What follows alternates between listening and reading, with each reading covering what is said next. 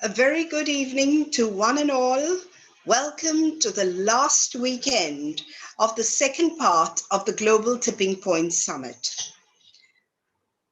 The Global Tipping Point Summit was divided into three parts. We had three pre-summit events.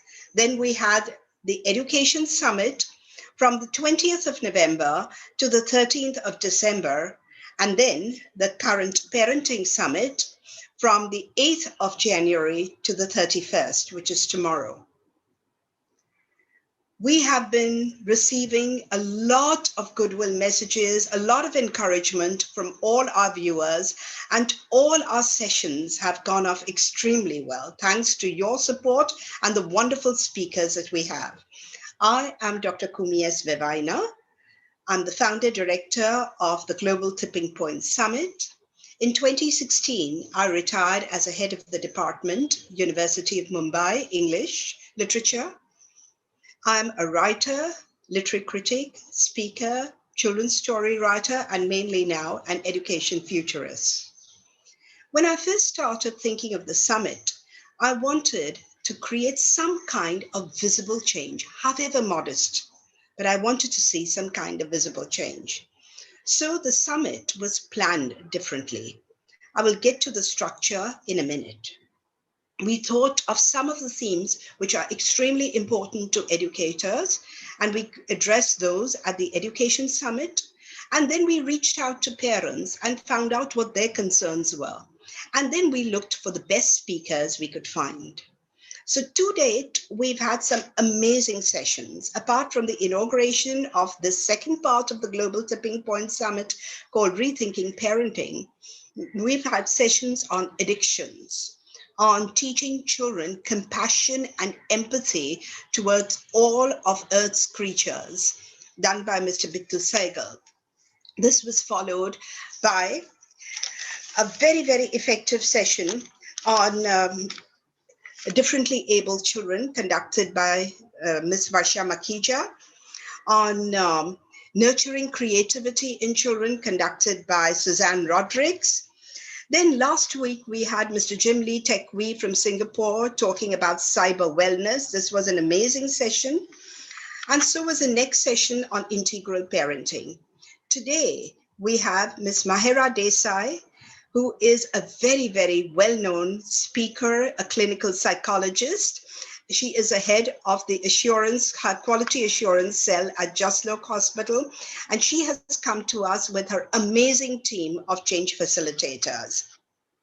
Tomorrow, which will be the last session, will be on awareness and teaching of social justice issues to children.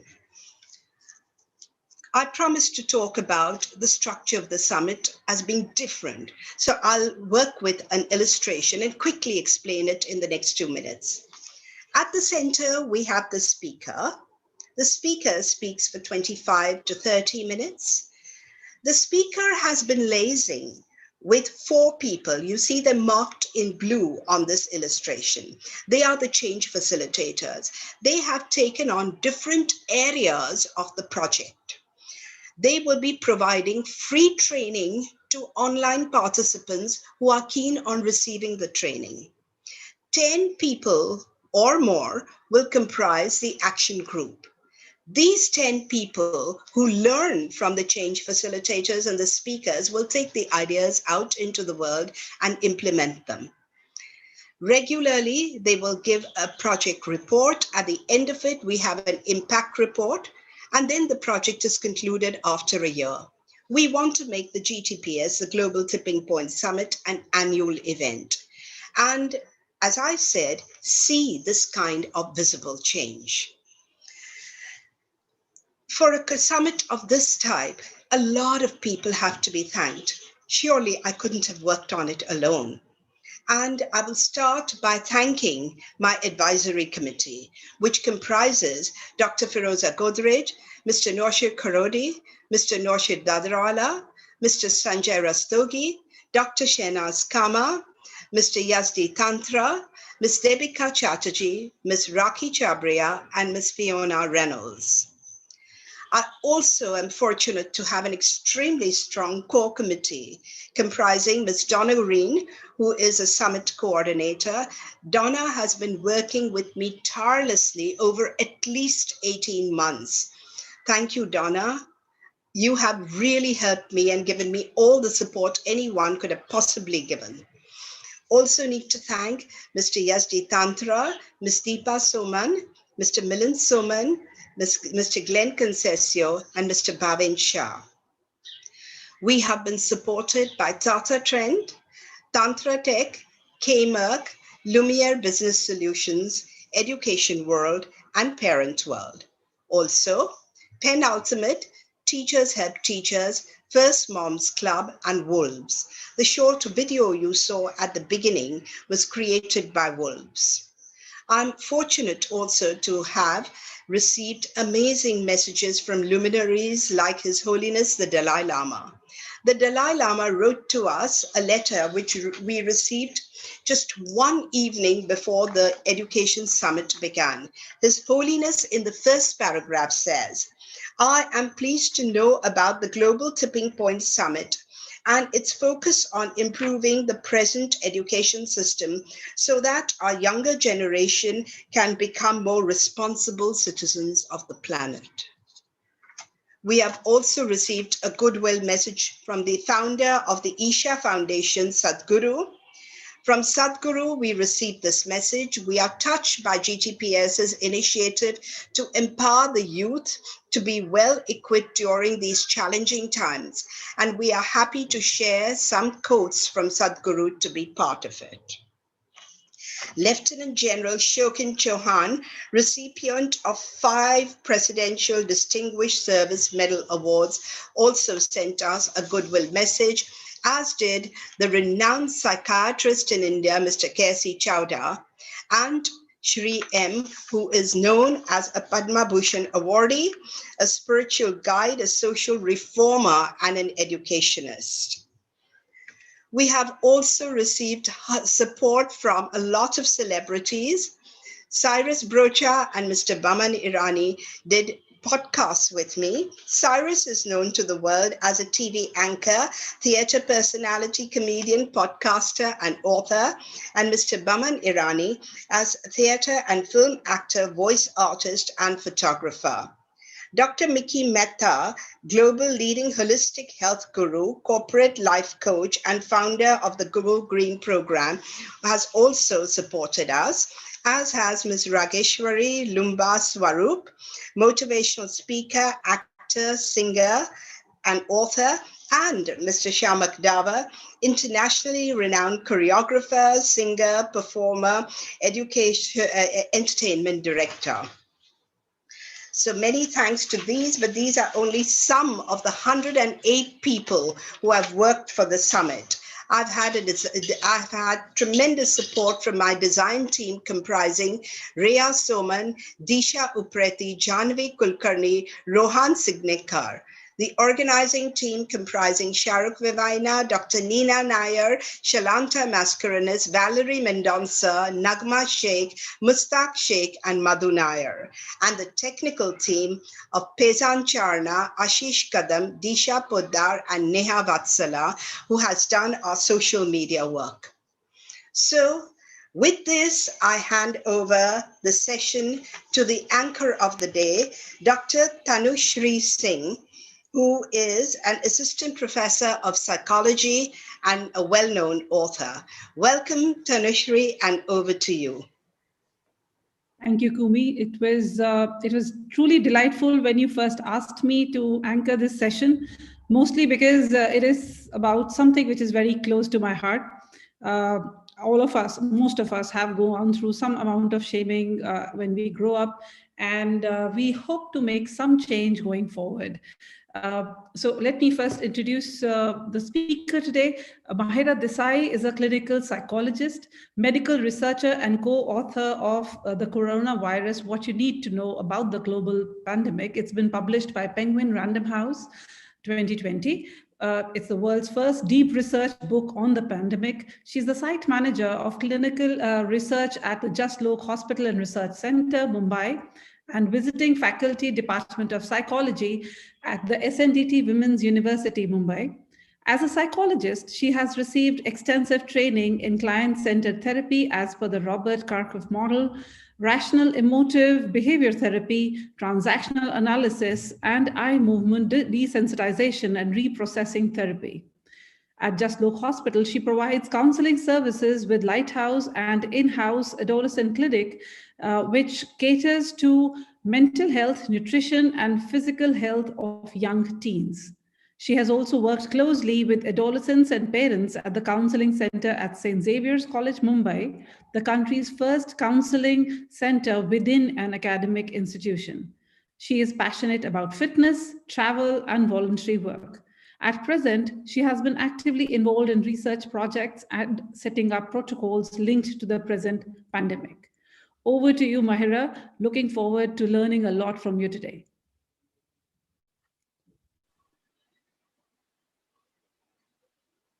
Thank you so much for the warm welcome, Tanushree. I'm excited as well for this talk. Thank you. A special thanks out to Dr. Kumi for inviting me to participate in the summit.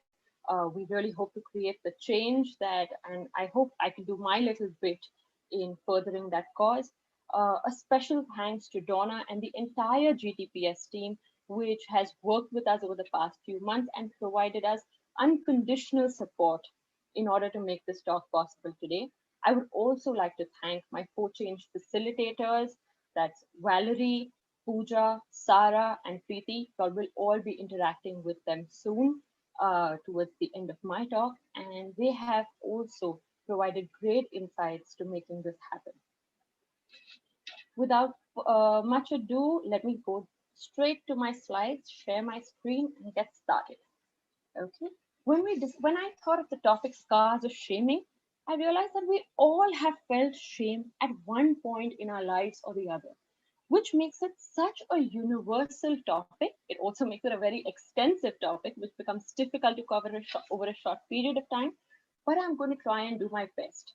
The goal is to hope to get us to start thinking, to get us to start questioning things around us as well as within ourselves.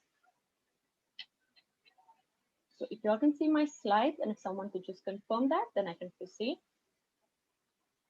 Smile. Yes. All fine, all fine. Okay, thank you so much. All right. So often have we heard these comments. You're so old school, especially children telling their parents that, try using a fairness cream. Very often children hear their peers saying, hey, fatso, get moving. Don't be so dumb. You can't get your homework done as well. Do I need to help you with everything? Boys don't cry. Women are overly emotional. We have all either heard someone say this to us, or been people who've been saying this to other people around us, or heard it being said to someone else in our presence, right? And a lot of you may read these statements and say, you know what, it's just in a way of teasing. It's not necessarily shaming another individual. Well, I would say you may not be so sure. And it's not about what the intent of the behavior was, but shame refers to the experience of the individual who's on the receiving end. And you know that feeling at the pit of your stomach, which just drags you down, which makes you feel like you have no safe haven? That is the experience of shame. Let's dive deep into understanding what shame is. Okay, it is a negative affective state that occurs in response to a transgression or a shortcoming, and is a self-conscious emotion, meaning that self-reflection is critical to its occurrence. My God, one big line. What does it even mean? Let me try breaking this down. What it is, in essence, telling us is that there are certain conditions which are necessary to come together for an individual to experience shame. What are those elements? The very first, a transgression or a shortcoming in response to the social norms that we experience. Since we are young, we are constantly told what is acceptable behavior, non-acceptable behavior, the values, the attitudes, the expectations taught to us in infancy from our parents or other caregivers become integral to who we are, and we carry that forward into our adulthood as well.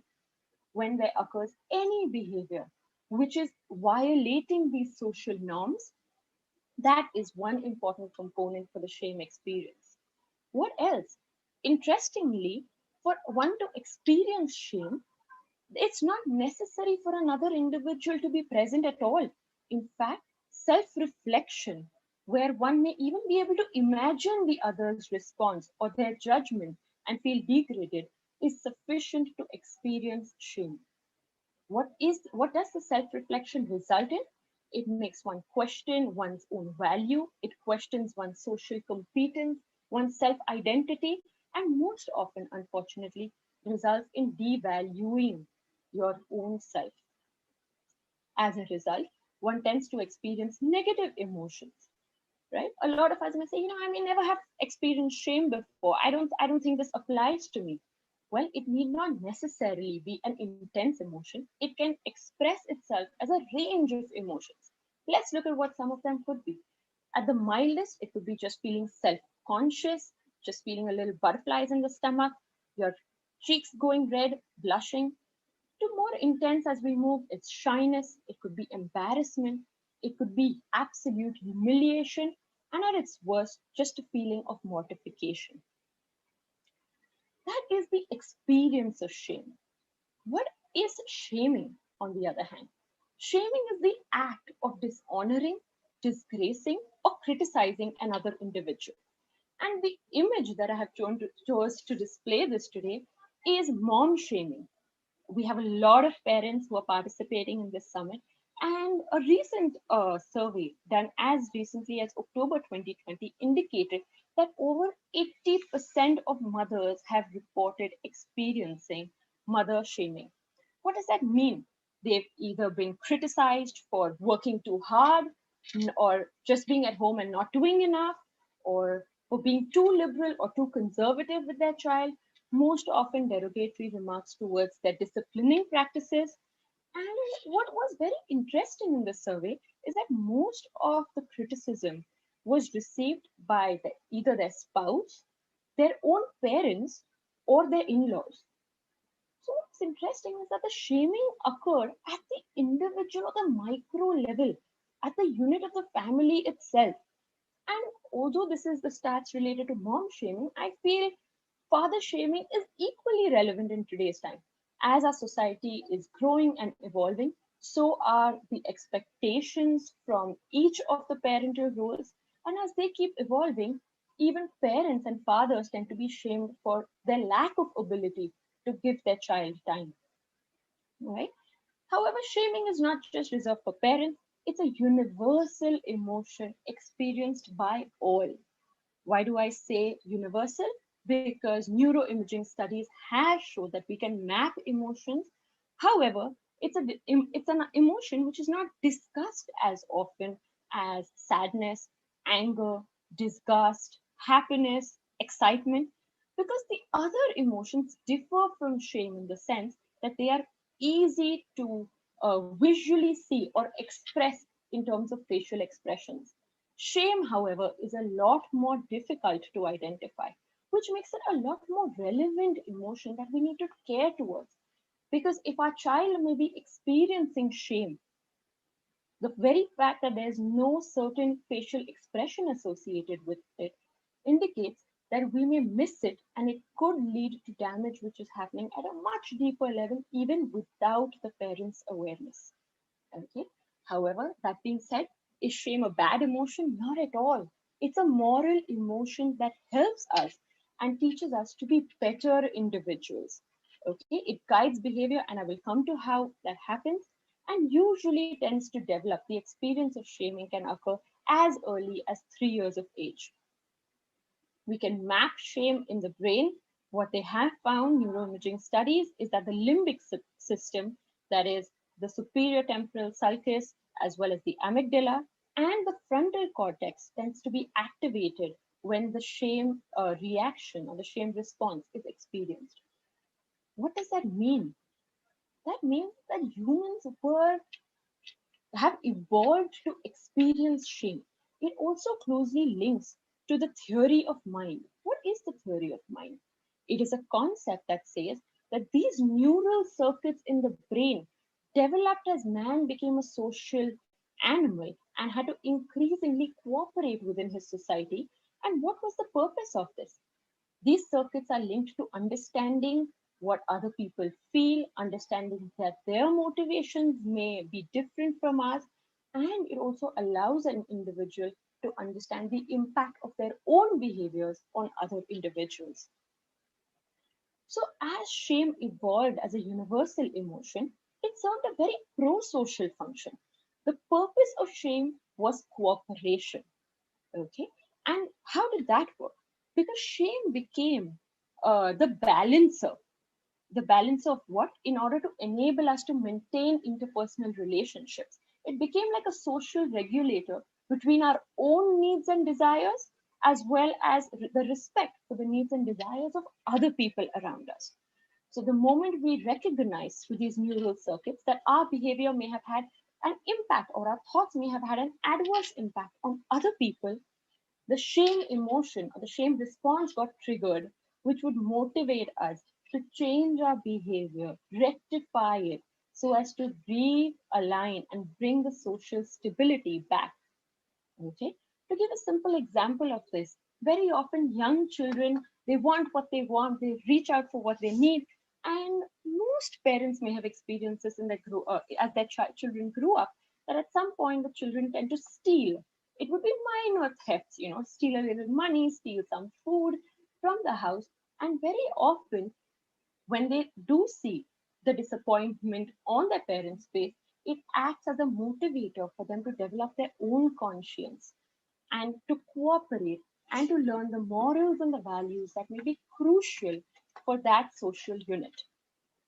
However, over the years, this feeling, okay, of shame has been violated, has been exploited by people, and this emotion has been used now more as a mechanism of social control rather than to facilitate cooperation.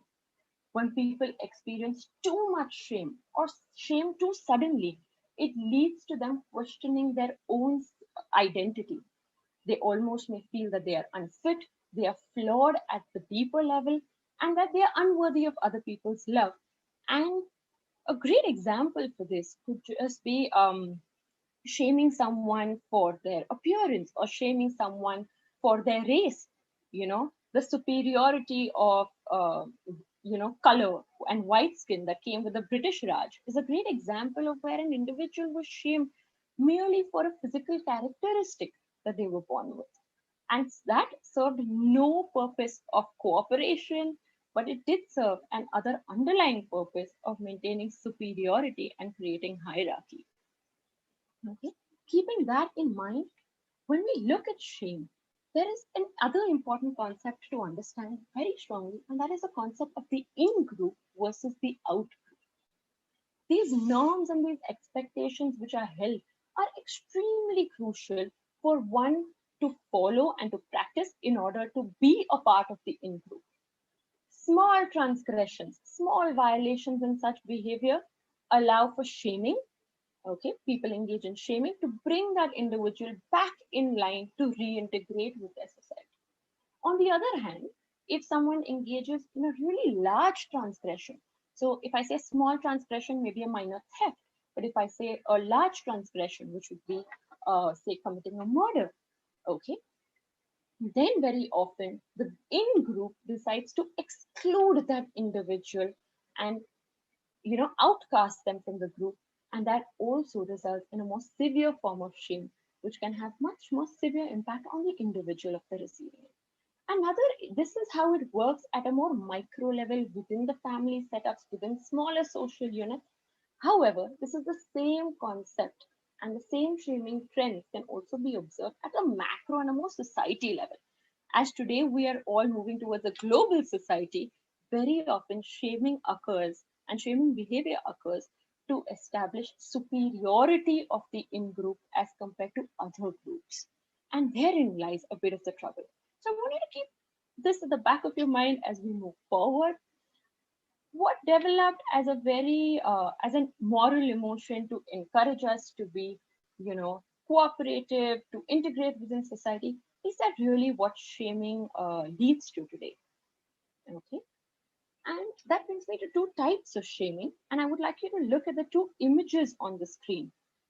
Please feel free to tell me, how do you feel these two images are different? So for those who can't see the screen, on the left it says, I'm a thief, I stole from Walmart. And on the right it says, I stole from a 9-year-old on her birthday. Don't steal or this could happen to you. Okay. So John Braithwaite has given a beautiful example. So in the former, the individual is targeted, whereas in the latter over here, it is the behavior of the individual that is the target of shaming. And therein lies what I would call good shaming or bad shaming. Okay. So John Braithwaite calls bad shaming stigmatic shaming, wherein the identity of the individual itself is threatened, it's questioned, their self-worth is attacked. And what tends to happen is the person believes that I am no good, I am useless, I am unfit, unworthy, and there is no way, and I have been labeled, and there's no way for me to integrate back into society. And so it does not help for the person to come back, but in fact leads to an increase or no change in their offending behavior. On the other hand, reintegrative shaming attacks the behavior of the individual. So it's directed towards the actions, towards one's behaviors, towards one's values, and it becomes a healthy way in order to encourage one to adhere to social norms and be back as a part of the in-group, and actually tends to reduce offending behavior without any long-term repercussions. Okay, and this shame and shaming experiences have over the ages been stigmatic as well as reintegrative. I'd like to take you through some of them about how the capacity for an individual's brain to experience shame has been exploited over the years.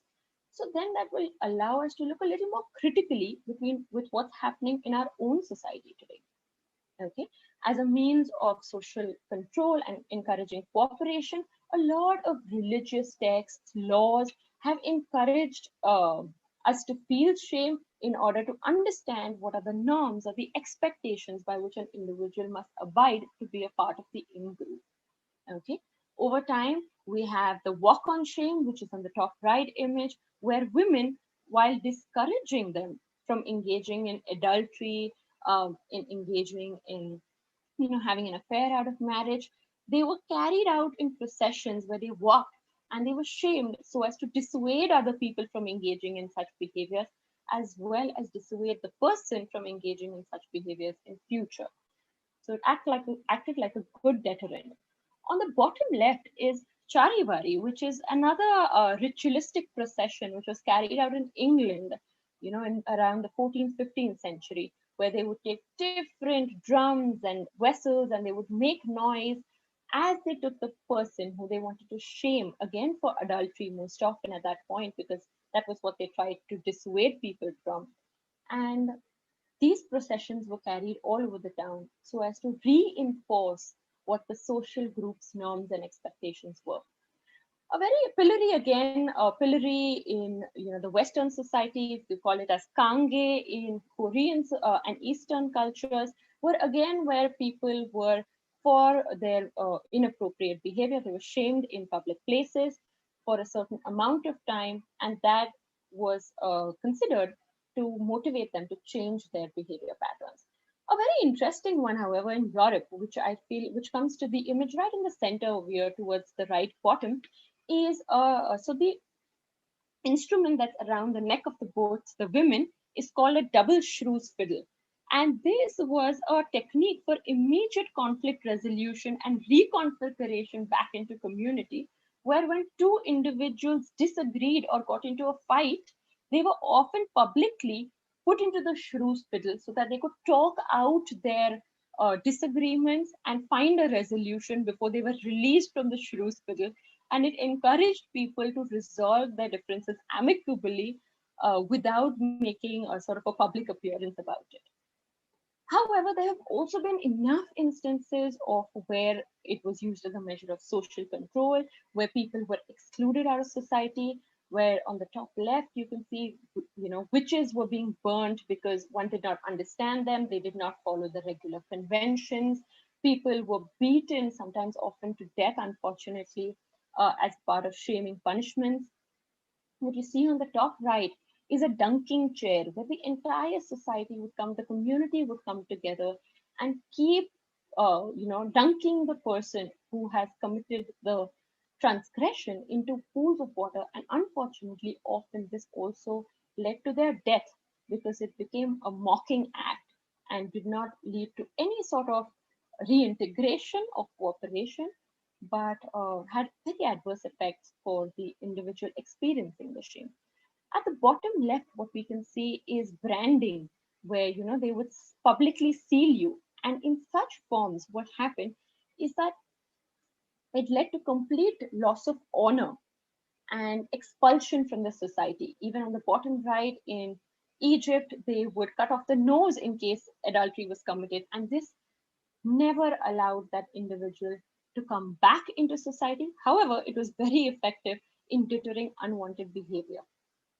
Okay, let's see how today culture also impacts shaming, and this is especially relevant for India. On the left in blue is more to represent the individualistic cultures, the Western society, where shaming does occur. However, it is fairly limited to the individual who is shamed. However, in Eastern cultures, including India, where there are collectivistic societies, the individual identity is often linked to social acceptance. And therefore, if the norms, the honor code, the obedience that is expected is much, much more stringent. And most individuals fear shame to the extent that they abide by the rules more as a way so as to prevent themselves from being excluded by society rather than a feeling of inclusion. Okay, a lot of us have heard about the concept of lajja in Hindi, where shame, okay, shame in the Indian culture is also known as lajja, where there's a feeling of pride about being a part of the social order, about respecting the honor code. And here, the negative impact of shaming in our culture tends to be far more adverse and far more lasting. Okay, that being said, I'd like one to think that I'm sure when a lot of people saw the topic and said scars of shaming, yeah, shaming, it's a horrible thing. Well, I'd leave you to think that the word shameless, okay, lacking shame, is also considered an insult. So somewhere shame has its benefits, and not having shame is also something that is not appreciated. It's almost considered as not having a conscience. Let's see the negative things that people are often shamed for. Okay, first and foremost, most widely known is our appearance, very often being too skinny, too bony, too fat, being the color of your skin. A research survey done by the Mental Health Foundation in the UK found that 40% of teens reported that they had body image concerns based on the remarks passed by their friends. Now, was this really teasing, or did it result in a shame response or a shame reaction? That's for us to think. Okay. This was also reported by girls as young as 5 years. Interestingly, and this is what I found most concerning, and I feel is most relevant to a lot of people listening in today, is 62% of the shaming that they experienced was based on the criticism that they received from their own mothers about how they must appear, how they must look. In our Indian culture, it's not only about your body size, it's also often about whether you wear spectacles, the color of your skin, right? And in a research study done in India amongst about 800 students in Lucknow showed that over 49.5% of the students reported being shamed for their body in the past 1 year itself. So that's how pervasive the problem is. Now let's come to group membership as well. Okay. So as our society evolves, people are also shamed for just the group that they belong to, which is not something they have a choice, but you're just born into it. Okay. The image on the left is for religion, and this a lot of parents may recall that this was far more pervasive in the generation above them, their parents had a lot more stigmatic opinions about people from the other religions that they did not relate to because it was the out group. Okay. However, as a society evolved, the value systems changed, and the same shaming behavior, okay, changed from now today. A lot of times, in the past, for example, interreligious marriage was something that was highly shamed. Today, very often young teenagers shame their parents for not being open enough and inclusive enough, okay, to accept interreligious marriages. That's showing you that the value system is shifting, the trends are shifting, and shaming is looking towards reintegration rather than stigmatizing as it was previously. On the right, of course, is an example most of us relate to today. One's sexuality, whether you're gay, straight, lesbian, bisexual, and in the beginning, there was a big fight and urge towards inclusion. Today, people who discriminate other individuals based on their sexuality are in fact the targets of shaming behavior rather than the ones who are shaming. The third factor where people tend to be shamed most often is for their beliefs and attitudes. Mental illness, this one is a personal cause very, very dear to my heart based on my line of work as well. Today, there is a shift. People are more accepting, still a long way to go. Okay. In the more recent times, the image on the bottom right is regarding COVID, and it was very interesting to see in the beginning shaming towards people, you know, who had COVID because people didn't understand it enough. People wanted to stay away from it, so that automatically became the outgroup.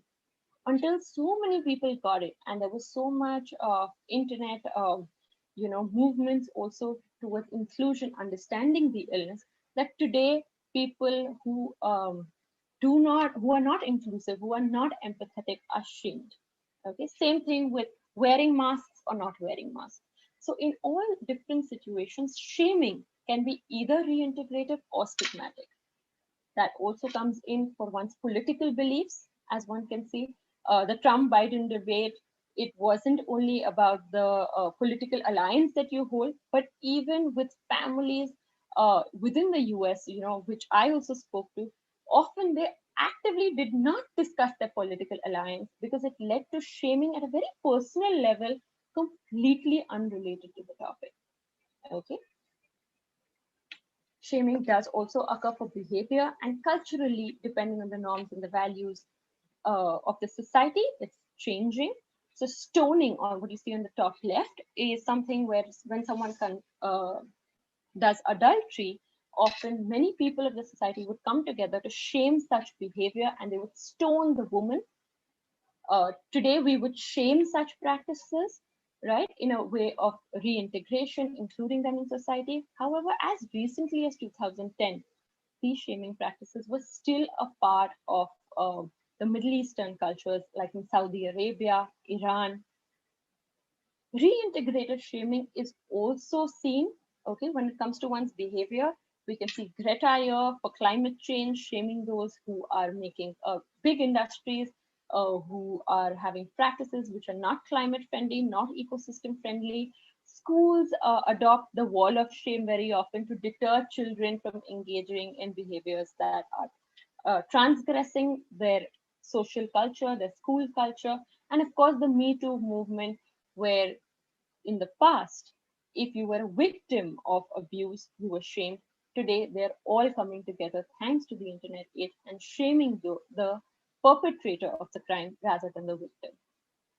Okay. Shaming in the internet age is also different, and that the power of shaming has increased dramatically. Okay, the role that Twitter mobs play that engage in digital lynching of individuals is just another example of stigmatic shaming at a micro level, as we see. And as we move towards a global world, okay, we all struggle with expanding our in-group, and so there's increased scrutiny towards the attitudes and the values that other people hold. Today, in fact, many people have been shamed online and even lost their jobs when they devalue or engage in stigmatic shaming towards other people. And the internet is not going anywhere, for parents. That's something that's going to be a part of your children's lives and the future generations to come. So we need to be more mindful, because shaming is far more dangerous in the in the times of the internet. And why is that? Because a recent US study indicated that 4 out of 10 users of the internet have reported experiencing some form of online harassment, most often in terms of name calling. And once you're shamed on that forum, the digital footprint is forever. It's impossible to take it back. And what gives power to the ones who are shaming? It's anonymity. It's a fact that they are faceless. And that's also in conjunction with surveys that show that 71% of the people say they engage in shaming because they feel a great distance from the person they're shaming, because they can't physically see the target. So the same emotions which would engage the moral neural networks, it's not happening. And 40% or 41% of them said that their own anonymity leads to them engaging in more severe forms of stigmatic shaming. That being said, what are the effects of shaming on the receivers?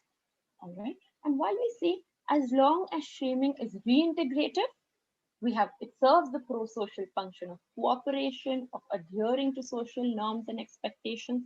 However, when it's stigmatic, what we see is most often it leads to these four reactions. Either individuals withdraw, they isolate themselves, they experience things like fear, um, um, or else they'll end up attacking themselves, devaluing their own self-worth, and that leads to a lot of self-disgust. The third response that we most often see is that of avoidance, where they just distract themselves and indulge in impulsive behaviors, they abuse drugs, alcohol, other thrill seeking, so as to get their mind off the shaming behavior that has occurred. And lastly, they tend to attack others, they blame the victim, and it leads to a very anger, aggressive response. Okay, this is at the mild level. At a more deeper level, the effects of shaming on mental health has been linked and associated with depression, with increased anxiety amongst teens as well. Generalized anxiety disorders have increased, have been linked to shaming. Social anxiety is linked to shaming, especially resulting in withdrawal behaviors. Obsessive compulsive disorder has been linked. And women and adolescents tend to be the soft targets and the most vulnerable targets of shaming behavior. Okay. That being said, an interesting fact is that amongst adolescents, the third highest, the top three causes of death, the third highest cause for death amongst adolescents is by suicide. And amongst, collectivistic cultures, Eastern cultures, they have found that the number of suicides are 1.5 times more than the Western counterparts. What does this indicate?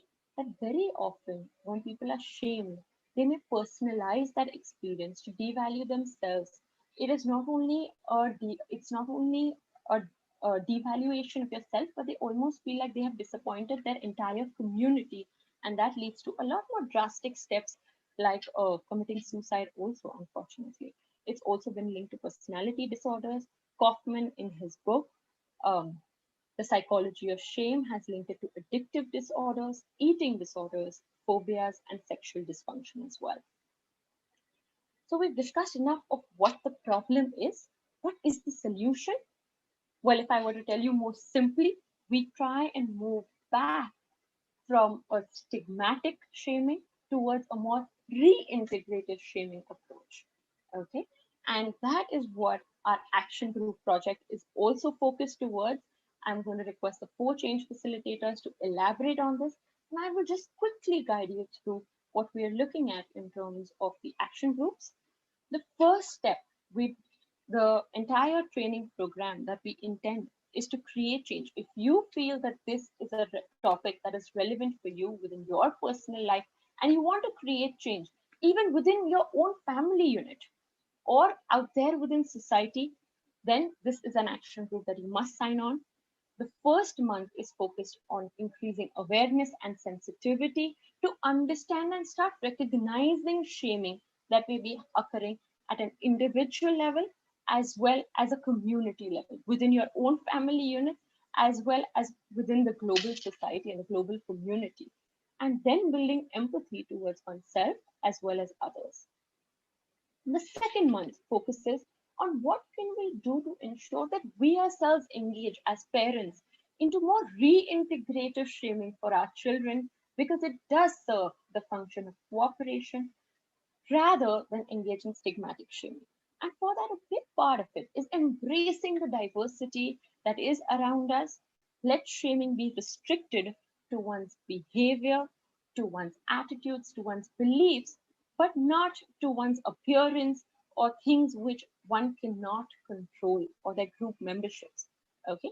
The second part of that is shifting your mindset, changing the language that we use to be more reintegrated, to focus on the behavior rather than devalue the person themselves. Very often the intent is right, but the words convey a very different message. Lastly, the third month focuses on how do you empower yourself and your child to weather the harsh effects of stigmatic shaming by others. Because as we start bringing about this change, you may not be able to change what other people are doing to you, but there is a choice on how you allow it to affect yourself. So how do we nurture our children? How do we help them be assertive, engage in self-care, and build their confidence so that even if they are shamed by other people, they are resilient and it does not have long-term adverse effects on their mental health. Finally, I would like to end and hand it over to the rest of the change facilitators to elaborate on this concept. And I would leave you with these two quotes. For those who can't read it, I'm just going to read it out once. And I feel this summarizes the essence of what I've been trying to say. That if we can share our story with someone who responds with empathy and understanding, shame can't survive, by Brené Brown. And the second one is by Eleanor Roosevelt. She said, remember, no one can make you feel inferior without your consent. The idea is to learn that for ourselves and to forward that learning for our children. Thank you very much.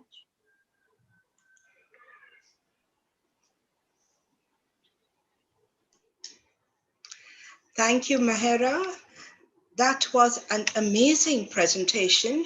It was almost as if you put the concept of shame at the center and you started looking at it from multiple angles. It's amazing how much you packed into these 25 minutes. And I think it's a very, very highly informative presentation. Thank you very much for it.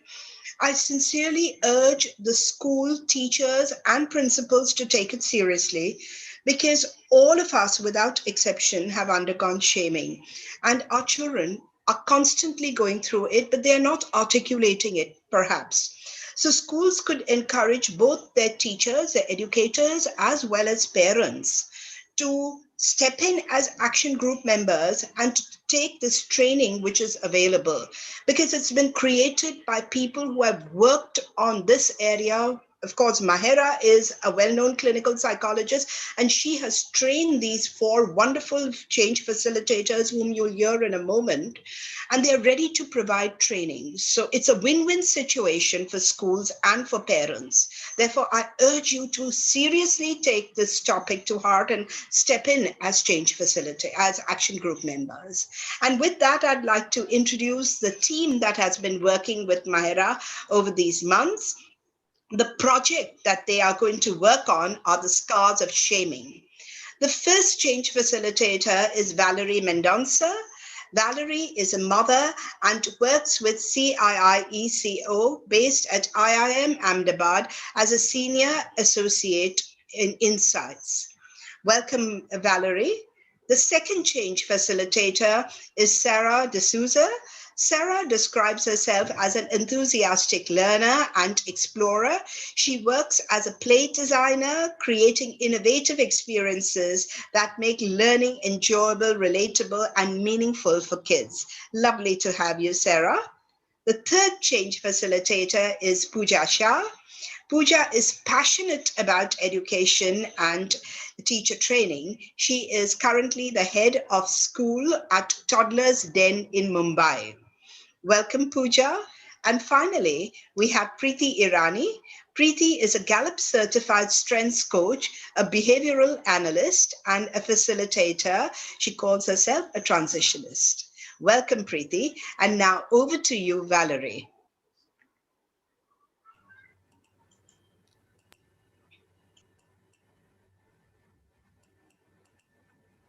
Good afternoon, everyone. I hope my screen is visible.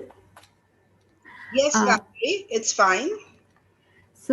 My name is Valerie Mendonça, and I am one of the change facilitators for the project Scars of Shaming.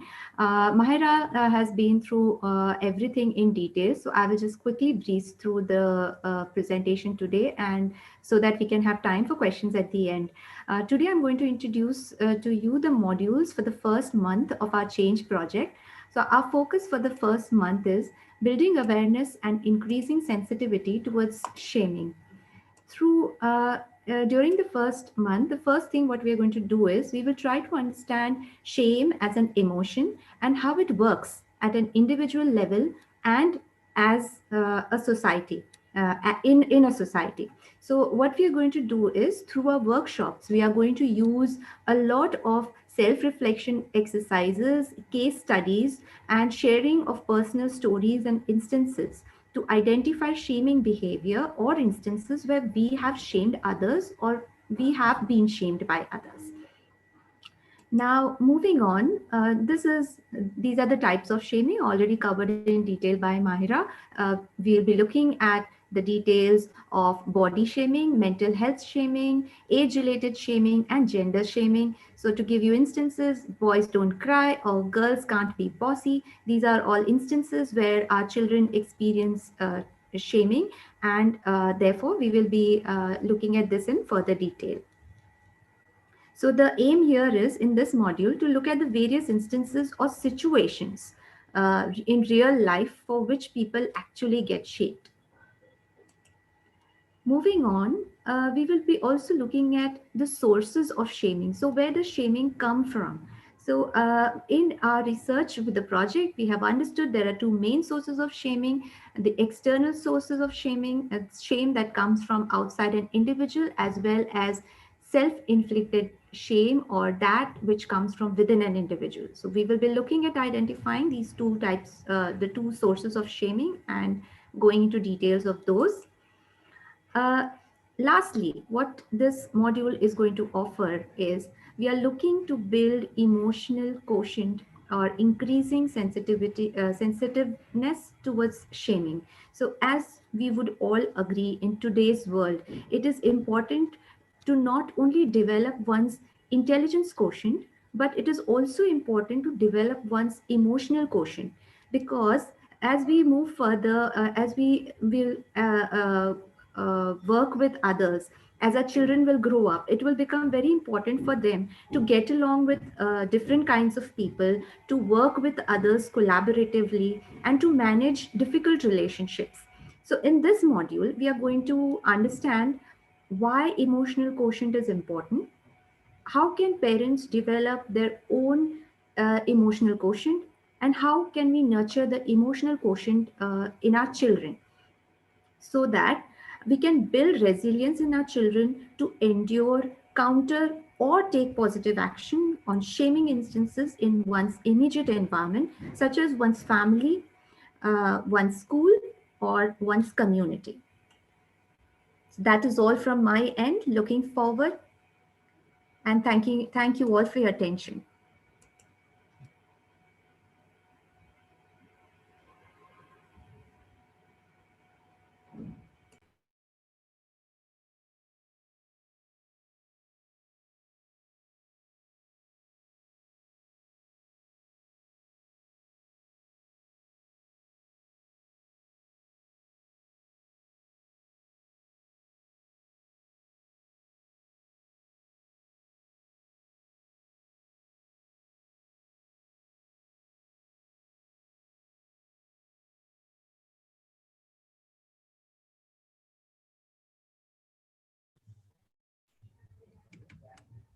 Hello.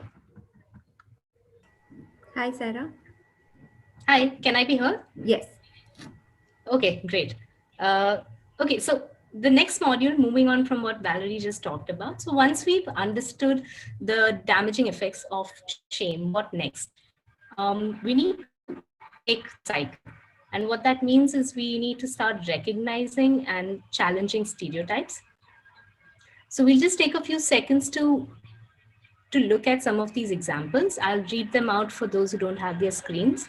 I'm a teenager, so I must be a trouble causer. I wear designer clothes, so I must be rich.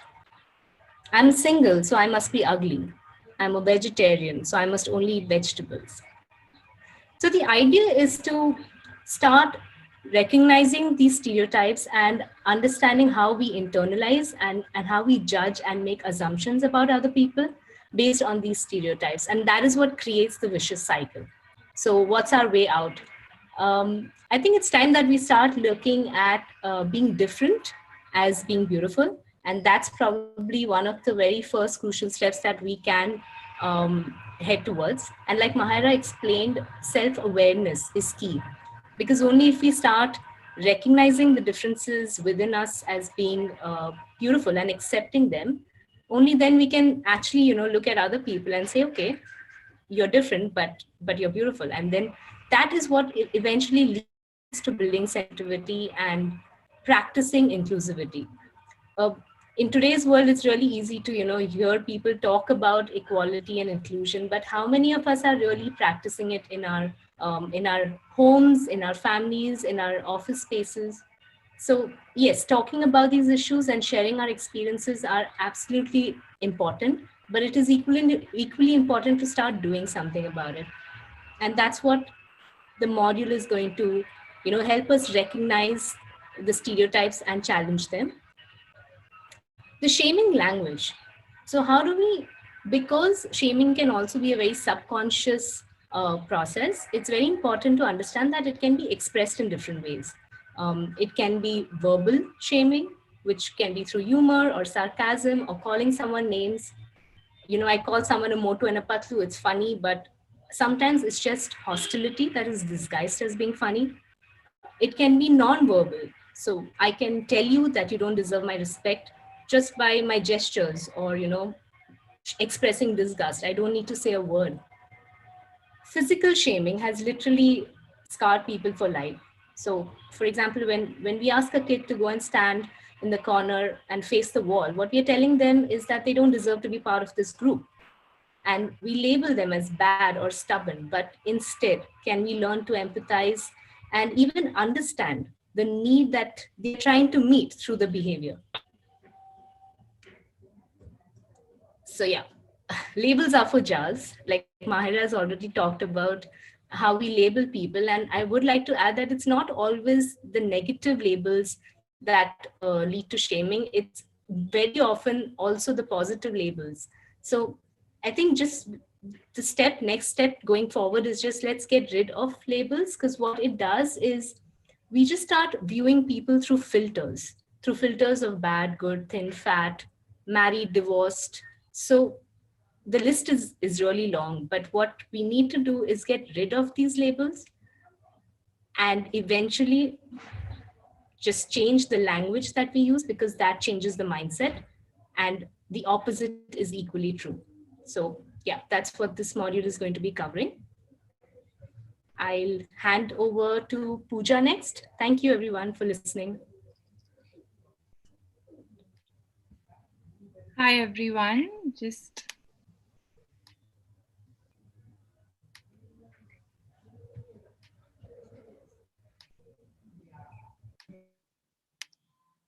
a moment till I share my screen.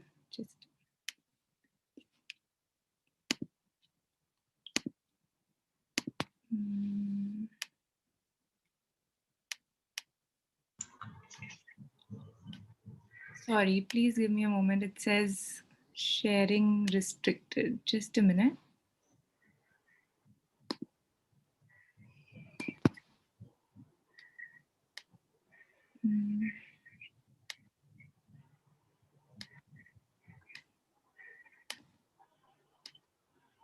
It's not allowing me to share the presentation. Should I just go ahead and No, Pooja, Glenn can share it for you.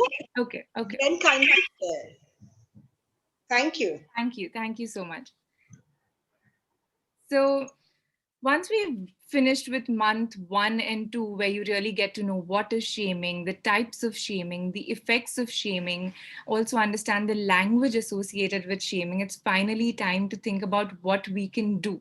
And whoever you are today, right now in this session, whether you're a parent, a teacher, a counselor, in many ways, we are all associated with children. So through this session, we are going to really look at it in 2 ways: how to build resilience not only in ourselves as adults, but also in children around us. So the month 3 is going to focus on resilience building, first through reflection on ourselves, right?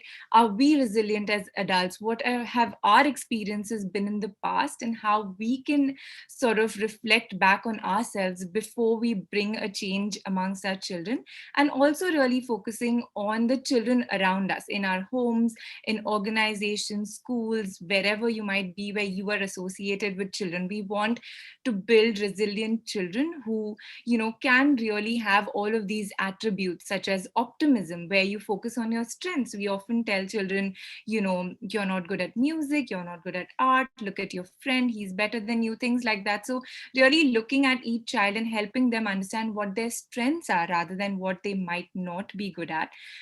Focusing on a can-do attitude in life that gives them the confidence to face different situations without feeling ashamed. Emotional awareness, which helps them, that EQ that helps them feel stronger through daily life situations. A control on oneself, self-regulation, self-control is something that we want children to learn from a very young age, that can help them feel more, organized through situations, can help them respond to situations in their life. Because, after all that we've heard today, we can't say that we won't ever be shamed, or we won't really face it in our real life. But this might happen to us, it might happen to our children, but we are really working on how we can get stronger as individuals to combat this, to deal with this, so that it doesn't affect our self-concept or self-esteem, right? So creating a social network is one of the strongest ways that we can develop that confidence as individuals. For our children as well, we want them to feel that they can come and talk to us if we are teachers, parents, whoever we are. In case they are feeling something, they should be able to come and talk to us. Sometimes developing a sense of humor, not always looking at every small incident and going back and feeling ashamed, but sometimes a little bit of sense of humor can also help you get through these situations in daily life better, and can make you more resilient through tough situations. Building self-belief and self-confidence so that you can have a high sense of self-esteem. A lot of children, when they are young, they have a great self-esteem when they are 1, 2, 3 year old. Have you seen those kids? Are they really scared of anything?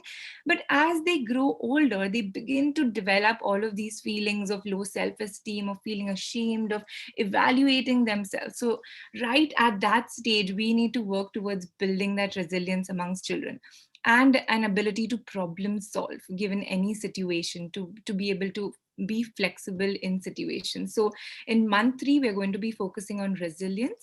The next thing that we are going to focus on is assertiveness. Next slide, please.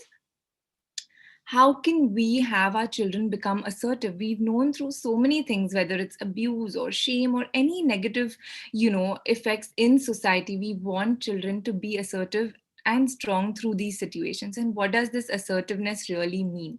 Through month 3, we're going to focus on how we can become assertive as individuals, and also develop that in our children through standing up for oneself, through communicating how we feel. We often just, keep quiet and listen to others telling us negative things or making us feel a certain way. But being able to strongly communicate how you feel through good body language in a calm and non-aggressive way. Most often when children don't know how to deal with these emotions of shame, they don't know how to be assertive. They're either aggressive or negative.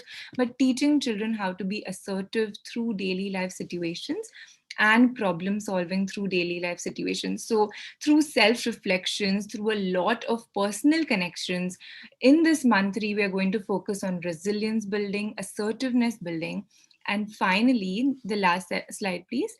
We want children to do a sort of we as adults in the seminar as well as children should be focusing on doing a sort of SWOT analysis to see what are really our strengths. Like I said, rather than focusing on I'm not good at music, focus on what I am really good at, so that they can feel that high sense of self-esteem, that confidence. So through this workshop, we're going to focus on ourselves as adults, finding out what really makes you unique and special rather than what really drags you down, and also support you in supporting other children in finding out who they really are, what are their strengths in dealing with situations in their daily life. So month 3 is all very action oriented. So whoever you are, if you're working with children or you're even dealing with any of this in your own life, then this is going to be a fun month for you to do some, self reflection and take some action for yourself as well as children around you. Thank you.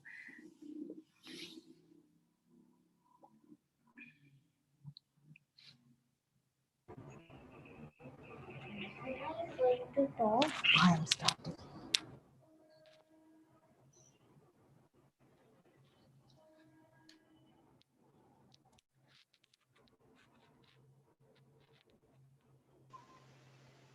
Hi, everyone. My name is Preeti, and what a wonderful session we've had. Can everyone hear me? Yes. Yes, Lovely. Preeti, all fine. Okay, good, great. So, what a multifaceted thing this shaming is. It concerns all of us. It concerns all of us, we as parents, we as educated people, our children, the most vulnerable. And especially as, as Mahira clearly mentioned, that they are most vulnerable because of the age that we are in today with, with so many things available on social media. Yes, it is a cause of concern. So we all know now what it means to be shamed. I'm sure all of us have gone through it, as we already said. Look at the dimension that we have. We all now know that in its truest sense, what is shaming and what its potentially negative effect on individuals and in turn the society. Because as we go forward, technology is going to be playing a very, very major role.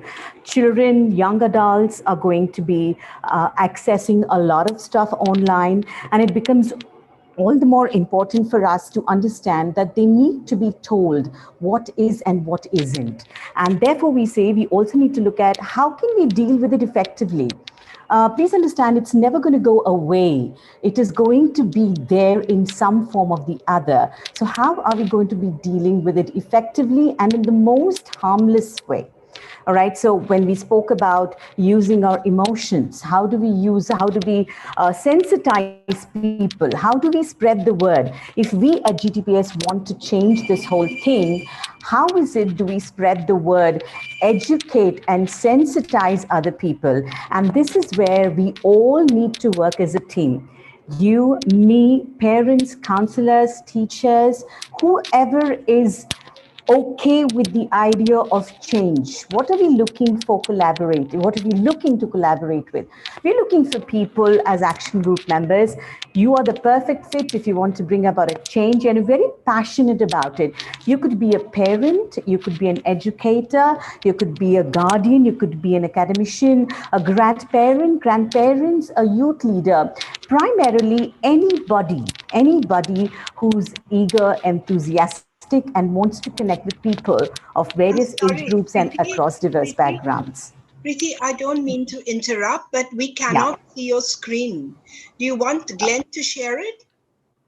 Yes, because I am sharing it and okay, yes. If you like. Oh, I'm sorry. Sorry for Can this. you see it now? Yes. Yes. Okay, I just put it off and I put it on again. So I'm not going to go back to what we were discussing. I'm sure all of you heard it. I'm just going to take you through the slides that we are talking about. And then the next one we talk about is, who are we looking for? We're looking for people that we can collaborate with. Dr. Kumi, I'm having some technical issue. My video has okay, can we see it again? Yes, we can see it clearly. Okay. We are fine with it. Great. So primarily what we're talking about is we are looking for people who can work with us in our action group members, people who are going to be passionate about this change, because change is required. With so many endorsements coming our way, I'm sure we will be able to do a fantastic job. All that we ask people is to give us some time. What we're looking at is about an hour of your time. We have a couple of modules that we have in place for you. Dr. Kumi, can you ask Glenn to share the slide, please? I want to go to the next slide because I'm not able to. Yes, yes. Glenn is doing that. Okay. Is that right? Is this the slide you want, Preeti? No, I want the last one, ma'am. The last one, yeah. Just yes. one before that. Yeah. Yes. So primarily what we're looking at is people who are passionate. I'm repeating myself again because this is really very important. And we will provide you, as Mahira already said, our programs are going to be very, very interactive and very personalized. We are going to be giving you real life scenarios where we're going to be teaching you how do you handle such challenging situations. For you as a parent, for you, for your children, for the youth, and how do they live in society together? That's what we're going to be doing. And your investment is only 4 hours per month for a duration of 3 months only. All our sessions are going to be online, and we're going to have a schedule for each one of you given to you beforehand. So I urge all of you to please go ahead and sign up on our website, on the GTPS website, and be a part of our community. Thank you so much.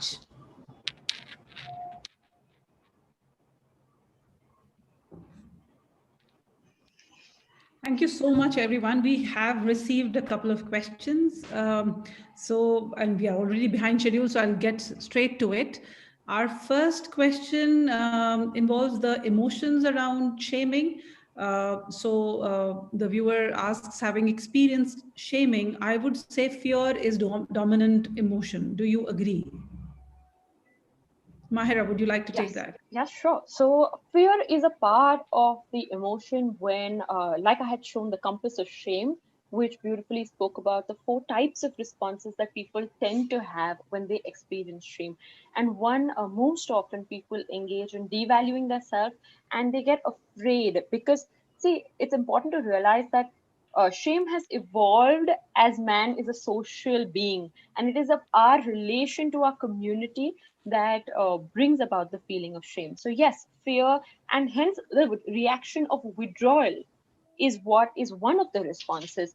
But also a lot of times it leads to sadness, it leads to depression, it leads to self-hate. So yes, it is one of the emotions. I would say it manifests in multiple other ways as well.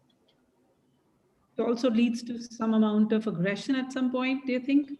Absolutely. So very often a lot of people have their own defense systems up. So if they get shamed, the best way is, it's like, you are removing your boxing gloves. Come on, I'm going to remove my boxing gloves and let's see who can give the harder punch, So often that becomes a disguise, but you don't know if I get the same shaming comment from multiple people who matter to me, that's going to have a far deeper effect than a one-off bullying instance or a one-off comment here or there. This was very, as I said, I'll come to the next question, but this was very close to what I felt as a child. I was heavily shamed for having large hands and a broad frame. So all my classmates would call me a man or a boy, and I would walk like a boy. But as a reaction, I ended up actually having more boys as friends than girls, and somewhere internalizing it and accepting it a little, stretching it a little, in fact, and accepting it as a part of me. It took me years to sort of come to terms with the whole, in fact, recognizing it as shaming. So that was that's something that really came to my mind when I read that question. Okay, moving on to the next one. Do you think that we should use stories to sensitize young children to shaming? I feel stories have a powerful effect, and I think Dr. Kumi can jump right in because I know absolutely how passionate she is about this topic. But stories are so instrumental in teaching values to our children. And in that sense, yes, with the stories that we're looking for is inclusion. I feel, to address shaming and to eliminate stigmatic shaming. I don't say all shaming because somewhere the point of the talk was to also emphasize how it can serve a very useful function of reintegration. So I feel that the approach is multifaceted. So the more we sort of build a society which is inclusive, where there is not so much of superiority or inferiority between groups, automatically the need for shaming gets eliminated. If we can empathize with everybody, the need for shaming reduces, and stories work wonderfully in that trend. I think Dr. Kumi is going to jump right in. I would just like to add one word, that whether for the good or out of wickedness or whatever, it is a gesture which reveals at the base of it power politics. Who can say something to whom and get away with it? So I think when we do storytelling, we don't only tell stories and leave it at that. We make the children really empathize and go one step beyond empathy also, if it can be managed, and that is allophilia. People talk about tolerating, but tolerance is at point zero. Hatred, disgust, tolerance, and allophilia. So if we can really make them imagine through role playing and through the story that we tell what it feels like if it were you. A lot of children are just so beautiful.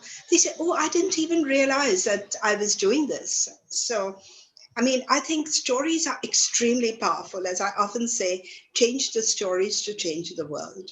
That's all.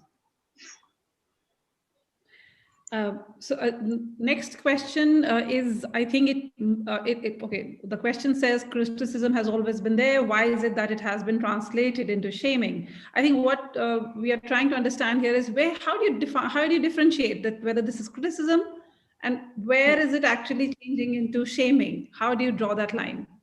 Superb. So I feel that there are two aspects to this. One is the shaming behavior, and so that's the person who is engaging in shaming or engaging in the criticism.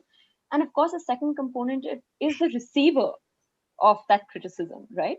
And so in shaming, when we're talking about the one who's criticizing, criticism is often constructive. It's often towards a behavior, whereas shaming is very often when stigmatic about the individual's personal identity. It's a straight attack on who you are rather than what you have done. And I feel as long as we can work towards a reintegrative shaming, then that is healthy criticism as well. So here, I think that there's also some amount of confusion where, let's say, when we talk about children, when I work with children, a lot of them are actually called out for being introverts, which is not seen as something which is a very personal trait. It is seen as behavior. So again, I think a lot of sensitization also needs to go in to the fact that what comprises of behavior, where do you what you put in personal characteristics, and so that bit is sorely missing even today. Extroverts are always put up there. Yeah, and it's a beautiful label, and I'm glad you brought that up because, when it comes to the introvert label, I actually have people who I'm seeing in the mid-20s, late 20s who tell me, I really like engaging with people, but I have been labeled an introvert all my life. So now I hesitate to go and reach out. Yeah, so the thing is, so whenever we have had sessions with children, my first question to parents has been, why is it wrong to be an introvert? It's as legit as being an extrovert. So I think it's more also to do with the acceptance of that there are different types of people. All of them are equally valuable in their own areas. So in the next one, it says, would you say that Miyazi or saving face in Chinese culture is then good, or does it lead to repression of emotions? So beautiful. Very often in our, like I was saying, shaming societies, right? That's our Eastern cultures. The same thing with lajja. The social norms are so strong that they actually direct a lot of pro-social behavior.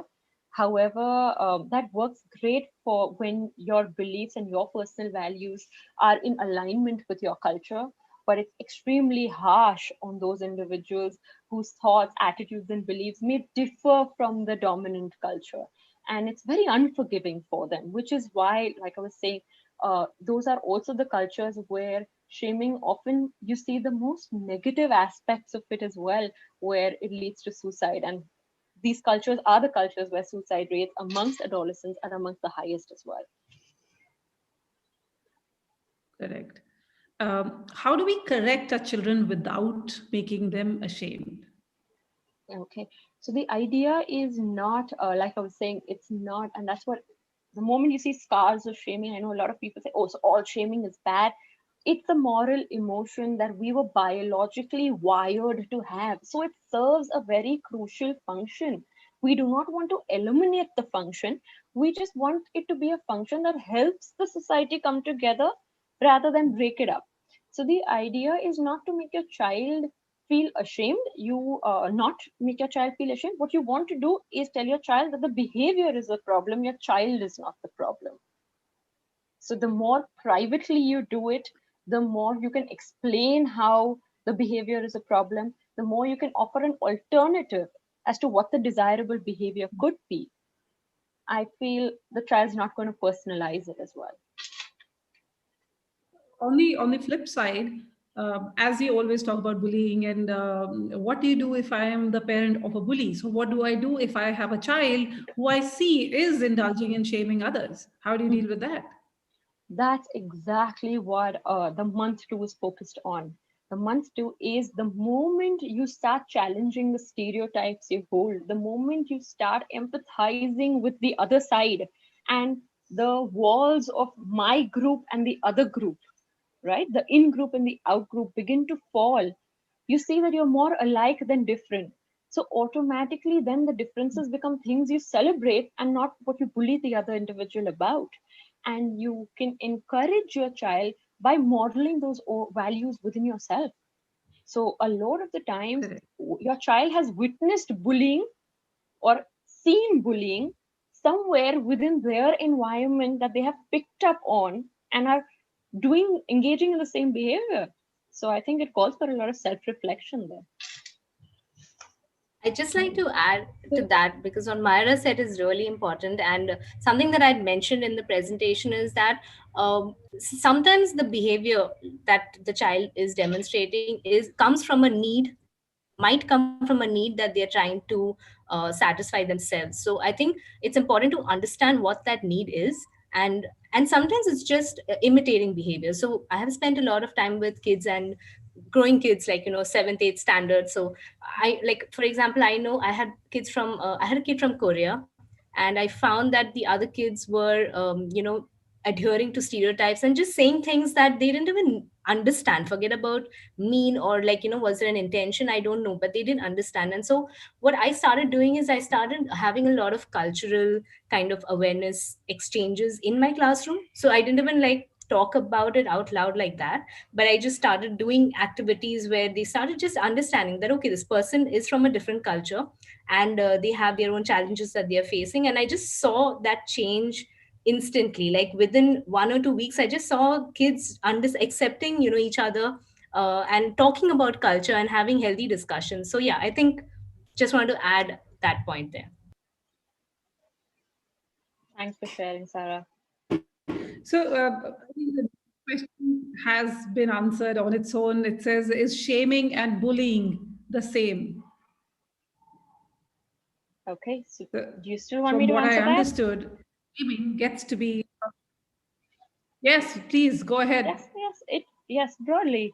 I think shaming does include bullying. Sometimes the intent may be to tease or to have fun. But very often, the message sent is not always the message received. So I feel it's always better to refrain from anything which can be potentially damaging to another individual. And coming back and linking it to what Dr. Kumi was saying, it's a lot about, I think bullying is a lot more about power dynamics and establishing a sense of superiority, which is the problem there. Now, as parents, our only instinct, obviously, is to protect our children. During the session, I got a message on my WhatsApp asking me that how do I deal with my 8-year-old being isolated? She goes down to play in the park, and so her best friend has now suddenly shifted sides. The group of girls is not including her, so it's at the behest of one particular leader, and she really wants to play with these set of kids who are now hell-bent on not including her. Now, as a parent, obviously it does offer a very tough situation, because you do want your child to feel included, but you really cannot force another group of kids to include them. How do you deal with that? Perfect. You build resilience within your child, and that's exactly what month 3 is about. Okay.